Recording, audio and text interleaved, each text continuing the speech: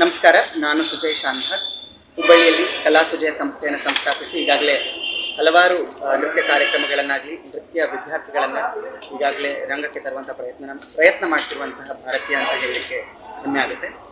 25ನೇ ತಾರೀಕು ಅಯೋಧ್ಯೆಯಲ್ಲಿ ಕೇಂದ್ರ ಸಂಗೀತ ನಾಟಕ ಅಕಾಡೆಮಿ ಹಾಗೂ ಸಾಂಸ್ಕೃತಿಕ ಸಚಿವಾಲಯ ಅಂದರೆ ಮಿನಿಸ್ಟ್ರಿ ಆಫ್ ಕಲ್ಚರ್ ಆಯೋಜಿಸ್ತಾ ಇರುವಂತಹ ವಿಶೇಷ ಸಾಂಸ್ಕೃತಿಕೋತ್ಸವದಲ್ಲಿ ನನಗೆ ನನ್ನ ಗುರುಗಳಾದಂತಹ ಗುರು ಡಾಕ್ಟರ್ ವಸುಂಧರಾ ದೊರೆಸ್ವಾಮಿ ಅವರೊಟ್ಟಿಗೆ ಅಲ್ಲಿ ನೃತ್ಯ ಪ್ರದರ್ಶನ ಮಾಡಲಿಕ್ಕೆ ಒಂದು ಅವಕಾಶ ಕಲ್ಪಿಸಿದೆ.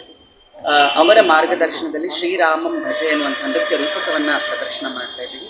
ಅಯೋಧ್ಯೆಯಲ್ಲಿ ಈ ಸಂಭ್ರಮಾಚರಣೆಯಲ್ಲಿ ಅಂತಹ ಪವಿತ್ರ ಕ್ಷೇತ್ರದಲ್ಲಿ ಕಲೆಯ ಒಂದು ಆರಾಧನೆ ಮಾಡಲಿಕ್ಕೆ, ಕಲೆಯ ಸೇವೆಯನ್ನು ಮಾಡಲಿಕ್ಕೆ ಒಂದು ಅವಕಾಶ ಸಿಕ್ಕಿರೋದು ನನಗೆ ಸಿಕ್ಕಿರುವಂತಹ ಸುಕೃತ ಅಂತ ಹೇಳಲಿಕ್ಕೆ ಹೆಮ್ಮೆ ಆಗ್ತಾ ಇದೆ. ರಾಮನ ಈ ಪ್ರಾಣ ಪ್ರತಿಷ್ಠೆ ಇಡೀ ದೇಶವೇ ಸಂಭ್ರಮದಿಂದ ಆಚರಿಸುವಂತಹ ಈ ಪರ್ವಕಾಲದಲ್ಲಿ ಅಲ್ಲಿಗೆ ಹೋಗಿ ಅಲ್ಲಿಯ ಒಂದು ಪ್ರತಿಷ್ಠಿತ ವೇದಿಕೆಯಲ್ಲಿ ಪ್ರದರ್ಶನವನ್ನ ಮಾಡಲಿಕ್ಕೆ ಅವಕಾಶ ಸಿಕ್ಕಿರೋದು ನನ್ನ ಸುಕೃತ ಮತ್ತು ಗುರುಗಳ ಆಶೀರ್ವಾದ ಅಂತ ಹೇಳಲಿಕ್ಕೆ ಬಯಸ್ತಾ ಇದ್ದೇನೆ. ನಮಸ್ಕಾರ.